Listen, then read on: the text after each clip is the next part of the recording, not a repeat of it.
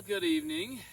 I'd love to talk with you right now about what has become just about our favorite tool on the homestead. I tell you, this is indispensable. I don't see how we could have done what we've done without it. You might be looking at this bed and thinking, wow, it doesn't look very impressive. Well, we did grow a lot in here this year, and then we kind of let it go fallow a couple months ago, so that's why weeds are starting to overtake it again. And what we're going to do is we're going to cover this with some plastic, and the worms will eat all the weeds and till it all up for us, so next year we pull the plastic off and it should be looking good. One challenge that we've had growing in this area of the garden has been that this is high clay and an insane amount of rocks. I mean, it's crazy. In fact, some places it seems like there's more rocks than soil.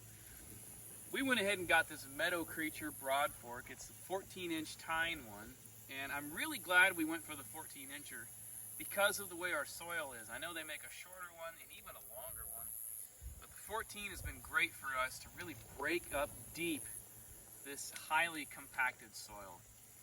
So I'm operating right now with the advantage of a couple rains we just had, so this soil is going to look a little bit better.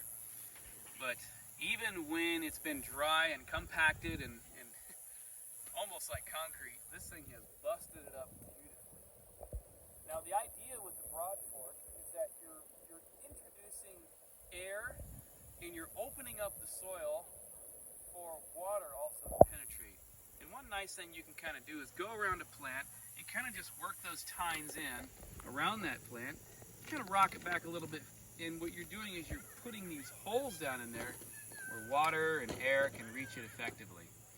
So I'm going to kind of show you how this works. You basically stand on it like so and rock it. And speaking of rocks, I can tell that I've already hit a ton of them. I mean, this soil here, I'm telling you, it's like half rocks. We've pulled so many rocks out of this garden bed this year, it's crazy. So that's about as deep as I can go right now, given my situation. Let's see if we can pull her back. And then you just kind of lean back on it like this. You just notice how that soil, now if you're really breaking up soil here, trying to really, it's really a form of tilling, quite honestly. I am not a real big fan of destructive tilling for long periods of time.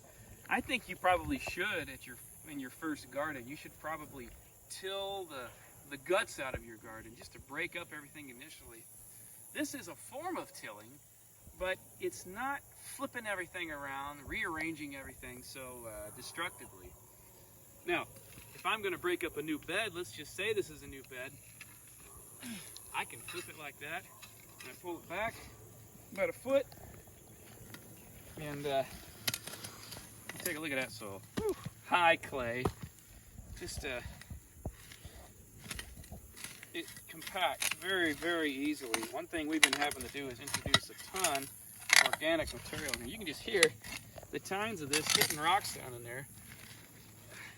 We're going to just flip that up, pull it back a foot or foot and a half. I wouldn't go much more than a foot and a half because the tines are only about 14 inches. This teaches you how to balance, that's for sure. Just kind of rock it back and forth. Just all kind of, ooh, this one went deep finally. I was able to find my way between the rocks.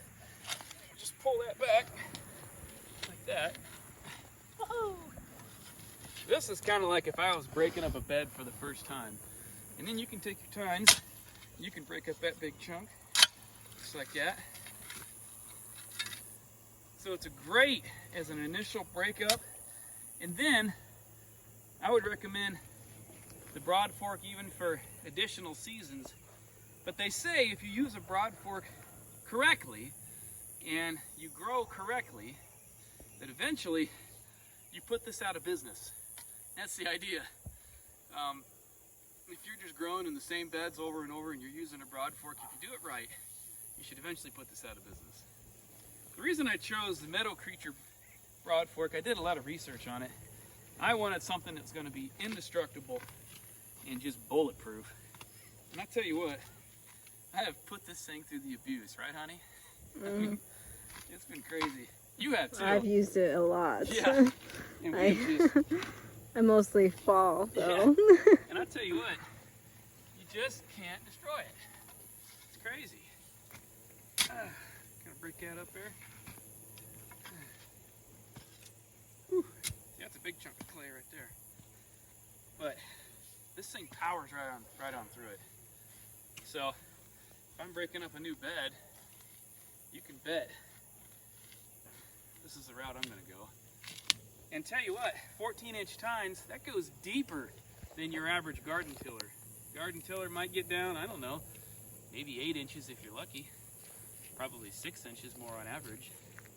And yet this has 14-inch tines, and there's even a longer one you can get. But this is long enough. And that just really gets down there. You get a good workout, and man, it's a great opportunity to see what's going on in your soil, because when you flip that big old chunk up like that, you can see the strata. You can see how deep your topsoil is, what's going on down below. It helps you to figure out what the shape your soil is in and what to do about it. So, whew, it's great fun. We've been some days where I've broadforked all day, and that's a pretty good workout, I'll tell you what. But also for working in amendments, so if I was going to get a bunch of compost or something like that and put it on here and I wanted to work that in a little bit, this would be very easy to work that in. They make different broadforks, of course, for different reasons. They make ones that are wider with shorter tines. If you've already got a bed, you know, that's well broken up, it's got a lot of tilth to it, and it's just the perfect market garden bed, you know. Those wider ones with short forks can help work in some amendments, but I tell you what, this right here is a beast. If you're homesteading, I would highly recommend it.